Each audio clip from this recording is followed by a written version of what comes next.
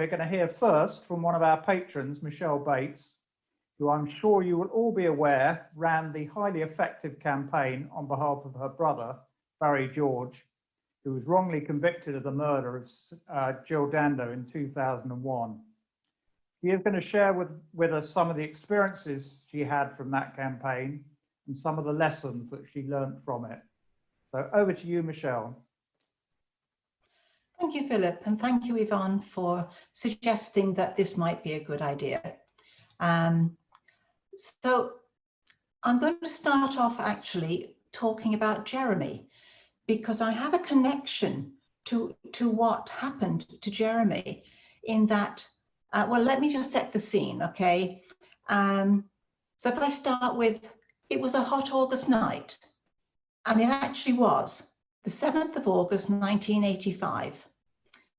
And I was at home in Cork in Southern Ireland, and my first baby was due right then. She actually eventually deigned to make her appearance about 10 days later. But I came down to watch TV because I couldn't sleep.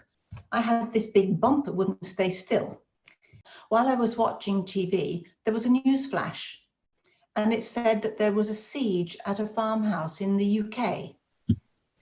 At that time, probably people will remember, or some people will remember, they're old enough, that we didn't have 24-hour news TV at that time. What I did see, they had some aerial shots over the farmhouse, and you could see in that actually that the police and where they were in their sort of cordon, which was back away from the house. I decided anyway that I would stay up for a while. I was watching a bit of drivel on TV, and every now and again there was an update on the news, and I found that very interesting.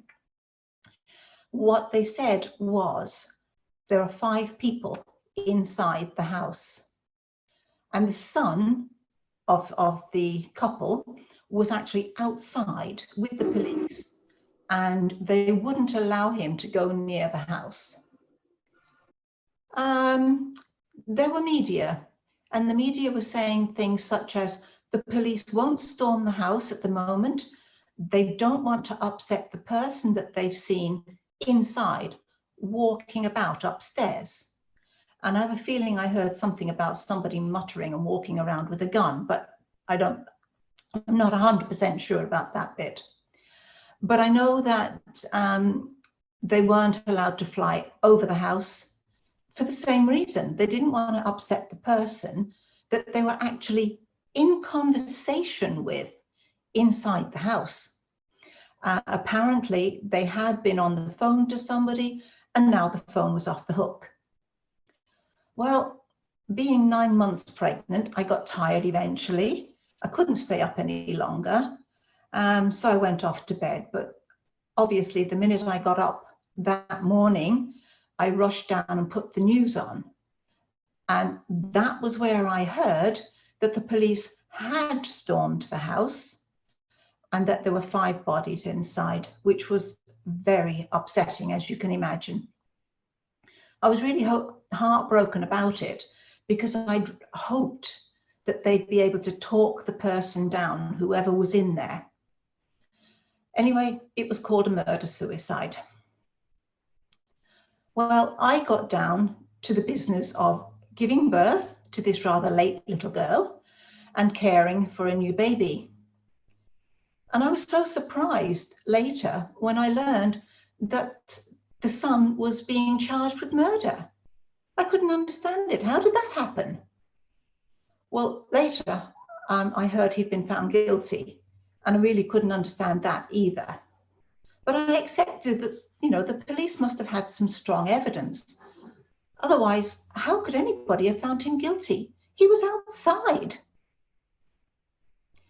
Well, my daughter is now 35 years old. She's had a life. She's married, has a baby of her own. She has a career and a mortgage. All the normal things that we all take for granted. My 3 children all know about Jeremy because their lives are somehow connected with his and what happened to him. And of course, their lives are connected to miscarriage of justice because, being Irish, they know all about the Birmingham 6, the Guildford 4, the Maguire 7. I mean, our family really know about this stuff. But you know, none of us could have foreseen just how intimately our lives would become embroiled in miscarriage of justice. Barry is my brother. His name is Barry George. He was mentally disabled from birth. He has epilepsy, ADHD, Asperger's syndrome, which is a type of autism. He has learning difficulties, and in later years he acquired some brain damage, and it affects his short-term memory. Jill Dando, Jill was killed on the 26th of April, 1999. And she was just murdered in cold blood on her doorstep. She lived in Fulham, and actually that's where I was born. And at that time, that was where Barry still lived, was not in the same street, but he lived in Fulham. Now, I was still living in Ireland in 1999, and I heard the news when I was getting ready to go to a Bible study. And, you know, I just thought, well, I'll listen to a little bit of the news on the TV, on the radio. And I was there at the mirror, getting myself ready. I was a student at the time, a mature student, obviously. And it was so unusual for me to get a little bit of time to myself that I was really relishing this. And the next thing I heard, somebody has been arrested for the murder of Jill Dando. And my thought was, hey, great. It's been about a year since that woman was killed. You know, this is so good for her family. And then the next sentence was, his name is Barry Balsara. And that's when I froze. You see, Barry, with all of his mental disabilities, he was a bit of a fantasist, and he had chosen the name Balsara for his email address because it was Freddie Mercury's surname, and he was crazy about Freddie Mercury. Now, we'd never actually emailed each other, but I knew his email address, and so I was fearful. And then I thought, no, don't be so stupid. How on earth could it be your brother? But the more I thought about it, the more I knew I had to find out. And there was no way I could contact the radio station and say, hey, you know, can you tell me, is that my brother? You know, because the whole thing just seems totally preposterous. So in the end, I rang my mom in London, and I just said to her, Mom, can I pray about anything today? Because I'm going to a prayer meeting and a Bible study. And she just said, no. And I thought, okay, maybe everything's okay, but I'll push a little harder just to be sure. So I did. And then she said, well, you could pray for your brother. And that's when I knew, and that's when our lives changed forever. I had no experience of the police or of the justice system. In fact, I just believed that, you know, justice would be served, that there wouldn't be a problem. But that was a big mistake. You know, the police had their man. They weren't going to look for anybody else. But I really believed I'll get over to London. I'll get over to London and I'll have a talk with everybody and we'll get the whole thing straightened out, and they'll realize they've got the wrong man. You know, Barry's not guilty. You know, he couldn't have done this thing. But I'm afraid that right from the start, unethical things were happening. I got a phone call at my mom's house, and it was from a police officer. And he said to me, oh, would you like to come and give a character reference for your brother? And I thought, oh, what a good idea. So I said, yeah, I will. I said, but after I just have a chat with his legal team. Oh, he said, yeah, chat with his legal team first. As soon as I spoke to Barry's legal team, they told me that the only people who would be able to use my character reference for Barry would have been the prosecution, and they would have been using it against Barry, and they might even have called me into court as a hostile prosecution witness to witness against my brother. So that was where I first learned to be very wary. So Barry actually was convicted in 2001.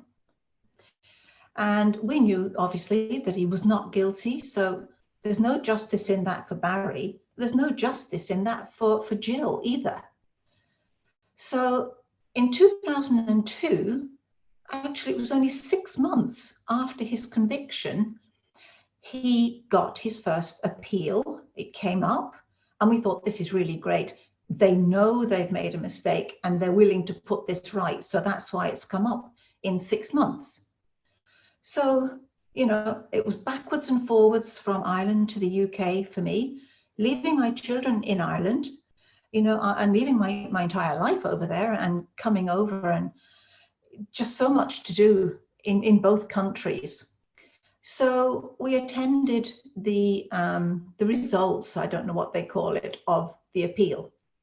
And apparently everybody there already knew the result. Everybody, that is, except us. We didn't know. And the appeal was refused. 3 High Court judges refused it.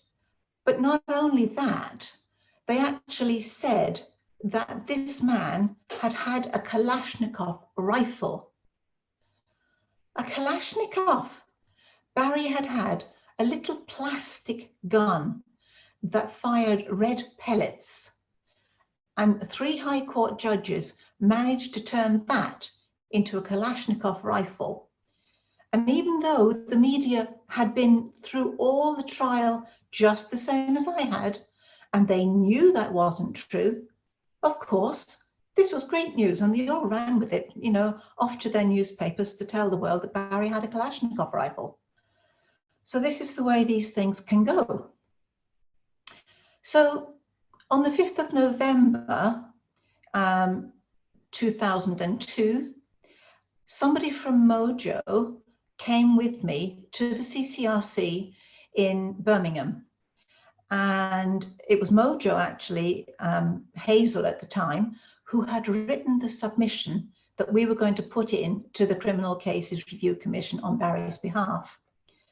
I couldn't have written such a thing. I didn't have enough knowledge to do that. But thankfully, Hazel did it, and we submitted it. In December of 2002, Barry's case was before the House of Lords. He had said to me I was not to go anywhere near the CCRC. I was not to talk to Mojo. I was not to do anything, because his legal team were going to take him to the House of Lords and everything would be sorted out and he'd be home for Christmas. Well, the House of Lords refused his application. They said no, and they said that the case was safe, and they refused him any further right to mount another appeal. Well, thankfully, Mojo had done that submission, and that actually meant that we already were ahead of this, because we were starting to get ready for the next appeal. Sadly, in November 2007, back home in Ireland, I was there at the time, my first husband, Pat, died. And he never knew that Barry actually won his appeal, and that there was going to be a retrial. Sad, really, because he'd followed this right from the start. So we went for the retrial, or at least we went to the retrial. Again, that was me backwards and forwards from Ireland to the UK. And the retrial went all the way to the jury, and the jury came back with a unanimous not guilty verdict. So then we, of course, the next step after that is you go for your compensation. 8 years in prison, you know, you shouldn't have been there. The jury know you shouldn't have been there because they found you unanimously not guilty. Barry got nothing. And he still has nothing. And he will never be given anything unless certain laws are changed. The first thing they did was they told him he was not innocent enough. He had a retrial, and that meant there was evidence against him. And the way that they put it was a jury, properly directed, could have convicted. There was no presumption of innocence in there.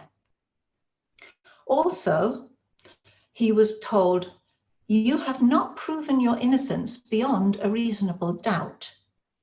Well, I think we all know that it is for the prosecution to prove guilt and not for a defendant to prove their innocence.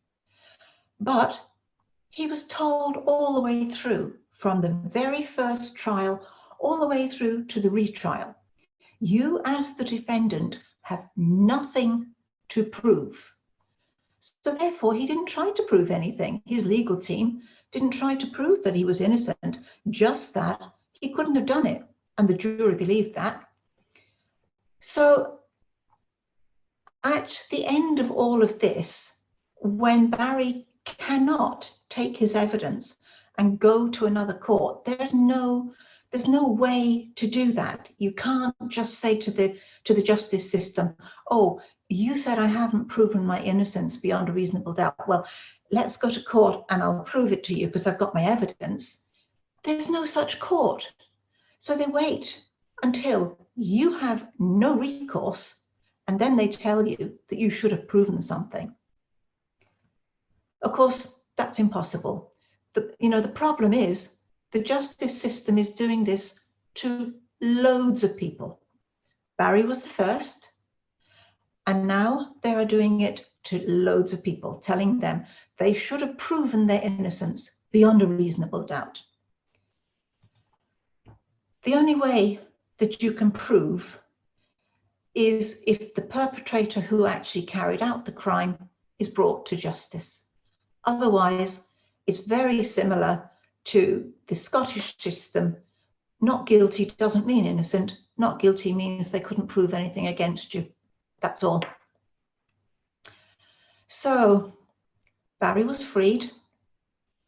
And in my book, I have written a book, I'm sure a few of you know about that. It's called I'm getting tired, sorry. It's called Stand Against Injustice. And it tells a lot more. It goes into what the media did, how the police behave, other cases, how the justice system works or doesn't work.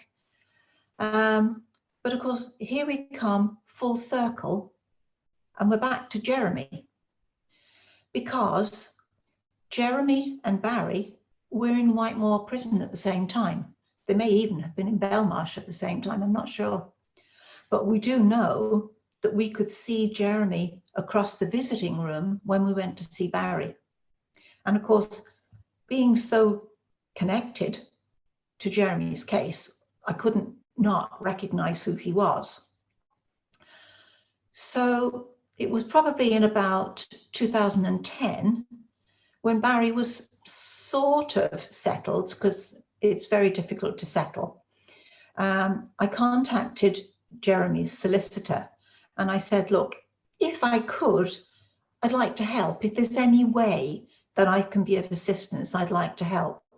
And he put me in touch with the campaign. Well, I spoke to Trudy at that time, who explained to me how things were done, and I liked what I heard. So later, I became a patron. The way I felt was, it's really important to try and give something back. We'd gotten through this, maybe not fully through, but we had gotten through. Barry was free. And it was important that we try to do something if we could. Now, just to let you know, Barry is still in Ireland because of the way the media and the police treated him after he was released. I had to actually rescue him from the country of his birth and take him to Ireland, where they understand miscarriage of justice a whole lot better. In 2013, I had already met, and I then married a lovely man called Peter. So I now live in the UK. And during this period, I wrote my book, Stand Against Injustice, and it was released in 2018. As to the title, well, I know a lot of people know that I'm a Christian and I pray, and I asked God right in the middle of this whole nonsense that was going on with Barry, God, what is it you want me to do? Because I don't know anything about the justice system. And I heard God say to me, stand. Well, my reaction to that was, hey, come on, you're going to have to be a little bit clearer than that. You know, I'm not that clever. I don't know what you mean. But he said to me, I want you to stand up for your brother. I would like you to stand in front of your family. And that was me being the matriarch. Thanks, I didn't really want that. And he said, I want you to stand against injustice. And I thought, oh, okay, if that's what I got to do, that's what I'll do. So it came to the writing of the book. And I thought, well, I've mentioned other cases. Do I mention Jeremy in the book? Because as most of the people today will know, everyone who talks about Jeremy gets vilified. You can be, humiliated because you're just stupid and you're mocked.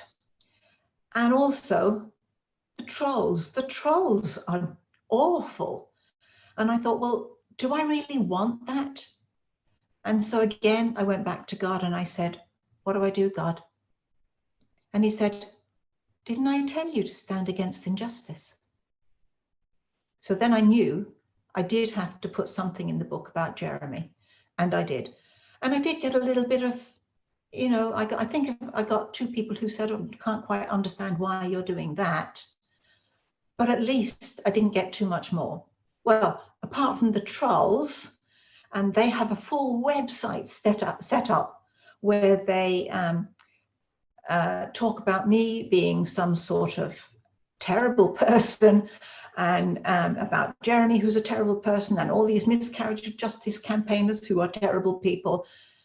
And I just realized, if they want to spend their lives writing about me or any of the rest of us, that's fine, let them do that. I don't have to spend my life reading what they write. So I have just blocked them all on every platform, and I don't read them anymore. And I definitely don't talk to them. I do not feed trolls. So just as I'm finishing off here, I'll let you know a little bit. 2 of my children actually wrote a chapter in my book. They wanted to talk about what they remembered and what happened for them. And I'm really grateful because the book is about a family. It isn't about Barry or Barry being in prison. I couldn't write Barry's story. I wasn't in the prison with him. I could only write what happened to us on the outside, and that's what I did. So the 2 of them wrote their chapters. The other daughter, she allowed her Christian testimony to be used in the book, where her father eventually came to know the Lord as well. So she gave me that. And really, adversity has really shaped my children. They do not suffer fools gladly, and neither will any of them bow down to injustice. No matter who's doing it, it could be the police, and they will stand up against them. They will not accept injustice. And I have to say, I am so proud of them. So I'm just at the end now. I would just like to apologise if it was a bit disjointed. It's really hard to put 35 years into a short presentation. And of course, there was so much more that I would have liked to share with you.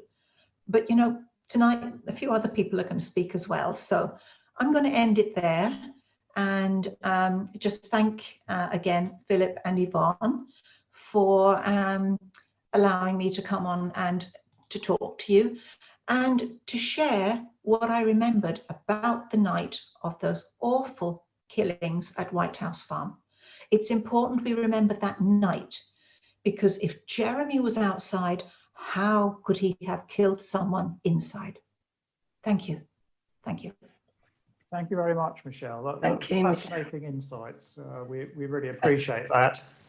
So can I just say, this is Michelle's book, so I think it's on Amazon and all the book publishers, so and it is an excellent read. So if anyone wants to say it and see Michelle's struggle, about her family struggle, then you need to get this book. So, Yes, as I was saying, Jeremy's very fortunate to have the advice and help of somebody such as yourself, who's been through this process and won. That's an invaluable addition to what the campaign is doing. So we really appreciate your efforts on his behalf. Now, if, Michelle's kindly agreed to take a few questions if anybody'd like to ask her anything specific. So if you do, if you could unmute yourself and make yourself known. Yep, who's that? Emma, go ahead. Yeah. So Michelle, that was really interesting and really emotional. Thank you for that. Yeah, I can't imagine what you and your family went through, especially obviously Barry. Just, you know, you're saying he didn't get any compensation. So I'm just interested, is he okay now? I mean, is he safe, financially secure? He lives on his benefits. You know, he still gets his benefits because he'll never work. He can't work. He is mentally disabled. And especially with the brain damage, you know, if he had to go to work, well, he'd forget about it. He'd just forget to go. Or he'd go 2 hours too early, or he'd come 2 days too late. You know, all of those things actually were used against him in his trial. His disabilities were used against him. It's horrendous because, you know, I thought you have a miscarriage of justice. They come out and then they get given millions and millions of pounds. To hear he got nothing. That's right. He got nothing. Just gobsmacking. It's just horrendous. Yeah. And in fact, there are 2 others. They were, I think, the next 2 after him was Sam Hallam. And I mean, we know Sam Hallam is totally innocent. They have all the evidence they need for that. But he has fallen under the same thing, as has Victor Neelan. They have taken it to Europe, and I think we're waiting for news on that, but maybe somebody else might know a bit more about that than I do. But it's the same thing, and they're using it against almost everybody who is now released. You didn't prove your innocence beyond a reasonable doubt, therefore you don't get compensation. Did Barry get any sort of apology or anything? No, not in the slightest. In fact, last year, the BBC did what was supposed to be a commemoration programme about Jill Dando. And in fact, it started out that way. It was good. It was lovely, the part about the commemoration of Jill. But then they gave the second half of the programme to an ex-police officer to explain why Barry was the only person that they went looking at. You know, there was no one else to look at. So in other words, they don't, you know, he's not innocent, even though they stated he was innocent. Yeah, it's terrible. Yeah. Oh dear. Helen, did you want to ask a question? Yeah, I mean, I suppose I'm finding this all rather confusing. I think probably like most people, because my understanding of the justice system is that you're innocent until proven guilty. And that if you're, you know, basically if they consider that the retrial is that beyond reasonable doubt they couldn't find him guilty, you're basically innocent. And in that instance, why was he should have been exonerated? So I'm slightly confused, really, I suppose, as to what English law actually means. They changed this thing. They brought in some law. I think it was in 2011 or 2012. There were 9 High Court judges who all met together to discuss what is a miscarriage of justice. 4 people stood against bringing this in.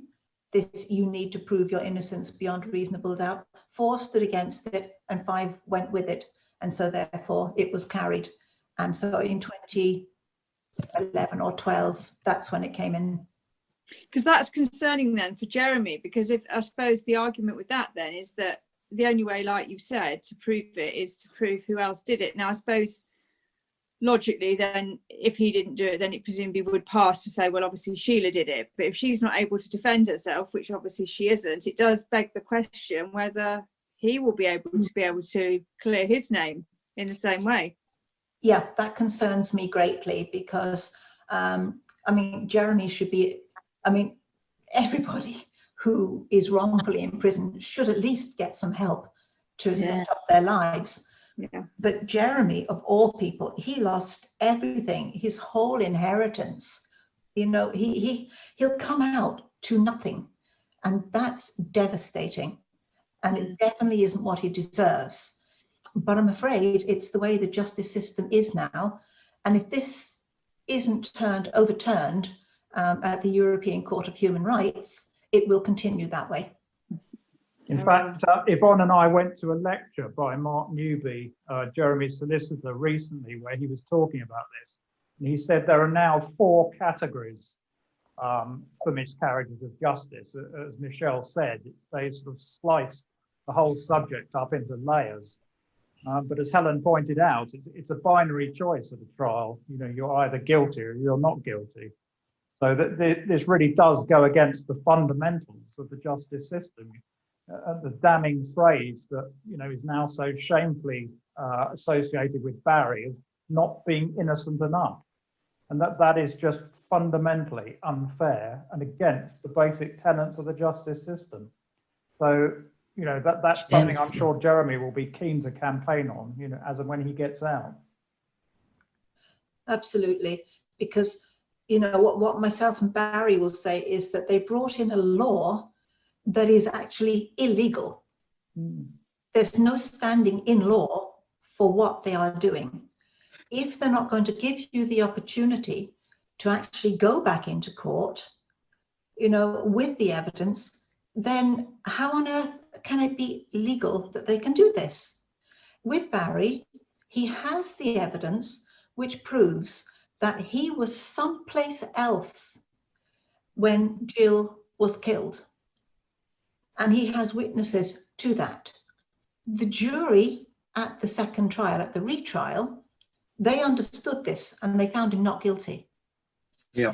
There's no court in our land where he can go with this evidence and say, here I am, you said I'm not innocent enough, well, I'm here to prove that I was somewhere else. And in fact, the logical conclusion of this is that if there are 4 shades of innocence, there should be 4 shades of guilt as well. Now, obviously in Scotland, they do have a second shade of the verdict is not proven.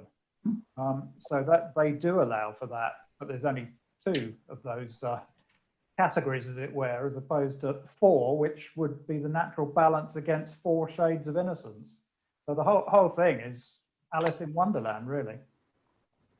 It's all just money. And also, I mean, I don't know how many people will have heard of Lord Denning. Lord Denning was one of the High Court judges. And at the time of the Birmingham 6, what he said was, if the Birmingham 6, and he meant all of them, including the Guildford 4 and all of the others, if they had been hung, they wouldn't have been able to bring the justice system into disrepute. Mm-hmm. And that's what they're concerned about. As Michael Mansfield has said before, any system that thinks in that way has no integrity to protect in the first place. So, No. you know, I mean, I remember when I was younger, Lord Denning was always held up as a sort of paragon of protecting citizens' rights and on the side of the small guy. But in fact, he was the exact opposite. His comments that Michelle's just referenced there show that, and various other things he did as well. So the judiciary has a lot to answer for in these situations. Well, one of the things that I put in my book is that the system needs to be looked at. Yeah. But what we need to understand is the system is not a computer. It is people. And if those people are not willing to look at the system and make the changes needed, then it's never going to change. Yeah. Right, any other quick questions? Because we must press on with Yvonne and Thank you. Jones. Anything Wow. else? Yeah, can I ask a question as well, please? Yep, Ian, go ahead. It is, yeah. Sorry, I've got a really bad reception here. I'm in a hotel room. Just a quick question for Michelle about her brother. Obviously, I remember Jill Dandall was a national treasure in this country, so it was big news every night, the court case and everything with Barry. I remember it really well. I remember thinking, obviously, the guy's guilty. I had the same thing about Jeremy as well, obviously, because the news just feeds you that. There was never any doubt as far as the media were concerned. Obviously, everything come to light, and Michelle knew his innocence all along. And there's also the stories of Jill Dandall was on to all the paedophilia at the BBC. We'll not go into that, but I just wanted to ask Michelle if she had anything. Has she got any suspects in mind? Because she must have looked at the case. The way she's looked into the whole Jeremy case, just interested to know that, really. Yeah, I suppose I don't really. One of the things that I did was I refused to go looking for who might actually be the person who did it. And the reason for that was because I had 3 children and I did not want to invite some nasty person to come along and decide to take it out on my family because I was digging too far. And anyway, that's the police's job. But also last year, there was an ITV program on the 20th anniversary of Jill's murder. And in that one, they found a piece of evidence that we knew nothing about, but it was hidden in the files, Barry's files, and they found it. They already knew that 2 phone calls came to the BBC the day after the killing and the day after that. They apparently had Eastern European accents, and they said, well, you know, the reason that we did this was because of Tony Blair and what he did in Serbia, and you know, that was fine. We knew about those 2 calls, but the police always said, you always get somebody coming on to say, we did this, to claim it on the day, and nobody did.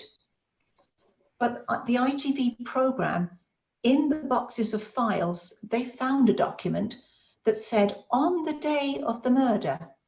Now, Jill was murdered sometime around 11:35 in the morning, and by 3 o'clock, this call had come in to say, we did this, and we did it because of your Prime Minister, and there are more to come. And we still don't know, was it Serbian or wasn't it? We don't know that. But we do know that 3 times somebody came and claimed that this had been done. And I think the ITV program also pointed out that journalists had been killed the week before in Serbia, hadn't they? That's right, in the same way. So there was supporting evidence for that view. Yes. All right. Well, thank you again, Michelle. That was absolutely fascinating. We really enjoyed that. Michelle, you were wonderful.